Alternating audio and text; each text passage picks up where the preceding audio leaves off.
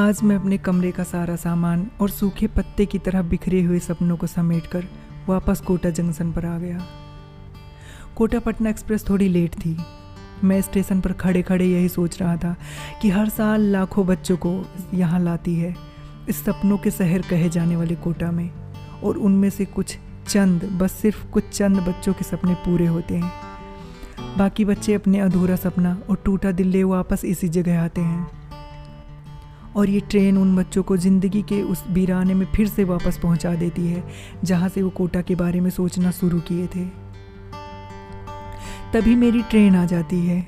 मैं उस शहर को अलविदा बोलकर उस ट्रेन में चढ़ जाता हूँ जहाँ रात को हॉस्टल की खिड़कियाँ भी कहानी बयां करती हैं। आधी रात को कहीं दूर किसी खिड़की पर कोई खूबसूरत लड़की खाना रिसीव कर रही होती है, तो कुछ लड़के किसी खिड़की से कूदकर घूमने निकल जाते हैं। कुछ हॉस्टल की खिड़कियाँ बोलती हैं कि नहीं रुको, 2 पन्ने और पढ़ लेते हैं, क्योंकि कुछ नंबर की वजह से ही तो तेरा सिलेक्शन रुका था पिछली बार। वो ट्रेन मुझे जैसे जैसे उस शहर से दूर ले जा रही थी, मेरी आंखों के सामने ज़िंदगी का लिया हुआ हर गलत फैसला फ्लैशबैक में नज़र आ रहा था। शुरू में जब हम यहाँ पर आते हैं तो परिवार को छोड़ कर आने का दुख और मन के खालीपन को भरने के लिए कुछ बच्चे पढ़ना शुरू कर देते हैं, कुछ साइबर कैफ़े चले जाते हैं, कुछ गर्लफ्रेंड बनाते हैं, और हमारे जैसे कुछ सिंगल लड़के दोस्त बनाते हैं। कहानी की शुरुआत तलवंडी सर्किल के गैलेक्सी जूस सेंटर से हुआ। हम सब अक्सर वहाँ जाया करते थे। यहाँ आने वाले हर एक बच्चे की एक अलग ही कहानी होती है। जो सिलेक्शन लेकर स्टार बन जाते हैं वो अपनी कहानी बताना नहीं चाहते, और अगर बताते हैं तो आधी अधूरी और झूठी कहानी बताते हैं। और जिनका कुछ नहीं होता वो अपनी कहानी बताना तो चाहते हैं, मगर उनकी सुनता कौन है।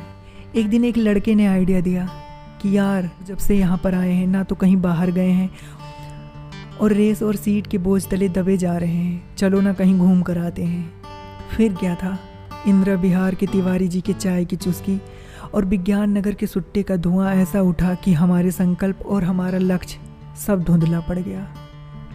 हम और हमारे दोस्तों ने साल के बचे हुए दिनों में चंबल गार्डन से लेकर खड़े गणेश पार्क तक इस शहर को इस कदर रौदा कि 7 वंडर को देख करके भी अब कोई वंडर फील नहीं होता था। चाय, सुट्टे और दोस्ती का नशा हमारी आंखों से तब उतरा जब सिलेक्शन ना होने का तमाचा गालों पर जोर से पड़ा।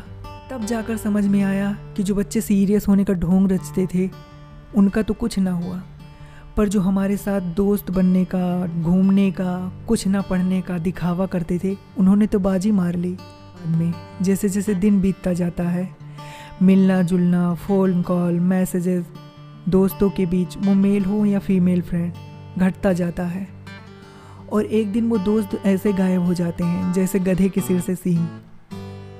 खैर, इसी उधेड़-बुन में हम अपने घर पहुंच जाते हैं। वो ट्रेन भी मुझे छोड़कर चली जाती है, और मैं अपने घर पर पहुंचकर उन सभी यादों को समेटकर और उस 1 साल की ज़िंदगी को समेटकर उस कोचिंग से मिले हुए बैग में भरकर मन के उस अंधेरे कोने में मैंने छुपा दिया, जहां मैं दोबारा ढूंढने जाऊं तो भी न ढूंढ पाऊं। वो मेस से आती हुई खुशबू, वो गुनगुनाती हुई गलियां, वो दोस्ती वाला प्यार, वो टेस्ट का डिप्रेशन, वो सलून में मिलने वाला सुकून, जिस शहर में बिकते हैं ये सपने। काश मैं फिर लौटूं एक बार।